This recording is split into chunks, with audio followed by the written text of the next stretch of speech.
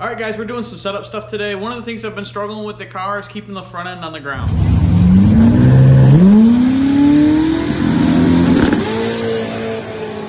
It doesn't do a big wheel stand, but it's just not efficient. I'd really like to slow the front end movement of the car down, limit the travel up front. We don't have any travel limiters on the car currently. That's something we're gonna do today, is put a front end travel limiter on it.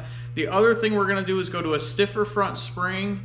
That's gonna help. It basically takes a larger weight change to move the spring an inch, right? Spring rate is pounds per inch. So I think it's got a 225 in it now. I can't remember 100%, so we'll find out in a second. But I'm putting a 300 pound on it, which should be 75 pounds heavier, which will require 75 pounds more weight change to move the car an inch further. The problem with it now, with the 225s that I think are in it, I got the shock full rebound all the time, and it's just not slowing the front of the car down enough. What the result of that is, as the car starts to travel, it has a lot of momentum. It moves very quickly into the top of the strut. The travel limit now is the top of the strut. And when it runs into that, it basically pulls the front end off the ground. If we can slow that movement down and get it back into where I can control it with the shock, and also limit the total travel, we should be able to keep the front end on the ground, and thus that will help our 60 foot, thus help the ET. So I'll get a little bit more in depth with that. I'm gonna tear into this thing. First thing we're gonna do is put the limiters on it and go from there.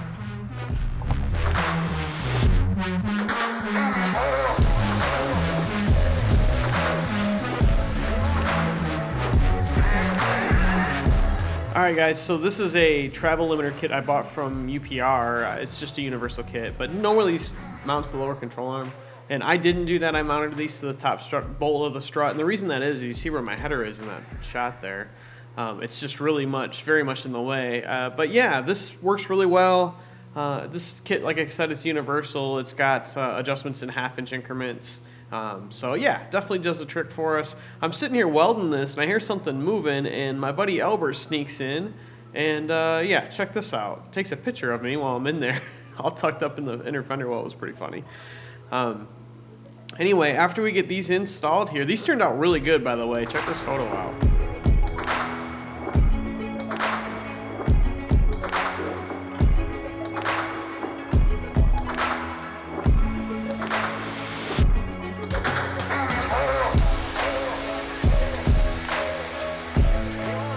Next step after putting the limiters in was to undo. I'm going to scale the car to see where it's at before we make any spring changes. This is the first thing I need to do, right? And scale it, know where we were before, so we have a starting point for the new setup. So I am unhooking the sway bar from the back, the anti-roll bar in the back, and then make sure if you're scaling your car that you set air pressures. It's just so crucial, and it often gets overlooked because it's just so simple thing. Anyway, we get this thing down on the scales. Tire pressure set. I sit in it. Read the numbers here again, just for a baseline. So when we change the springs, and we're going to change ride height in the back of the car, that we have a target for where we're shooting for when we're done. And yeah, I'll show you these numbers here in a second are what we started with, which is what we ended last season.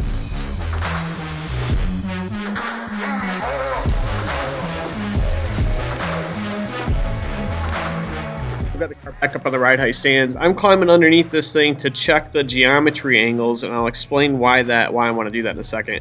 My goal with changing the setup was to not only reduce the front end lift of the car via the spring rate and maybe getting some the travel limiters and maybe getting some shock adjustment back into that range again.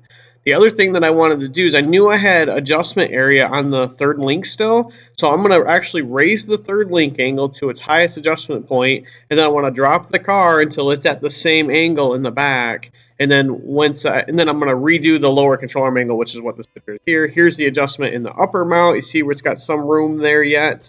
So we move that all the way to the top of its adjustment range, lower the car to the ride height that I want based on strictly that angle. So we're just lowering the car down to get the third link angle back where it was when we started. And then we're going to move the lower control arm, scale the car from there. One thing I had to do in order to lower the back of the car was install these UPR rear spring height adjusters. So they come with a little kit. It's a big, pretty big diameter, like 2-inch diameter or something. Basically a piece of threaded bar that I'm here MIG welding onto the rear end, and this allows me to have ride height adjustment in the back. Obviously, it moves it to a coilover spring, 2.5-inch coilover type spring, which is cool because that's much easier to change spring rate in the back. You have a large springs, blah, blah, blah. But my biggest reason for doing this was really to the ride height adjustability. So That's what we're doing here, is getting these installed, and then I'm gonna pull the car. Once I get these installed, I'm gonna reset ride height of the car to the third link angle that I want, and then we're gonna change the front spring, and then we'll get it on the ground and put it on the scales again.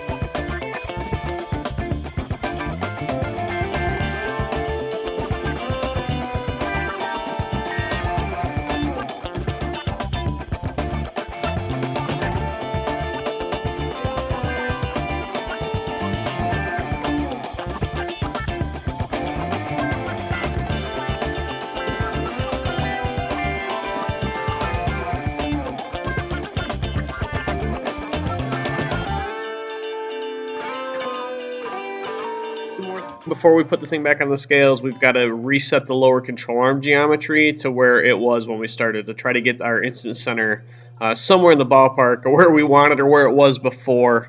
I'll show you some before and afters of that stuff here in a minute too. But so yeah, I'm just moving this angle. You see I had it in the uppermost mount before. Now this does have the chassis side adjustments as well, which is why I was able to keep this in the uppermost hole the majority of the time. But with the chassis side of the car being so much lower, it is in the highest adjustments on the chassis side already.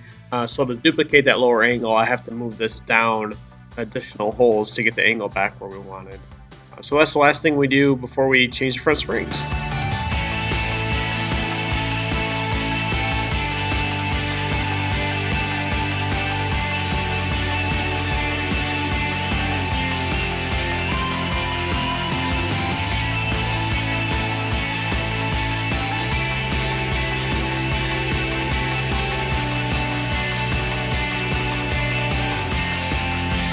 Off of here, and I'm like, man, they had an awful lot of preload in them to get to the ride height where we wanted, or the weight where we wanted in front of it. So I pull them off, and of course they're not a 225 spring, they're a 150 spring. So I've basically doubled the front spring rate in the car. Now I left the 300s in it. We'll see what it does.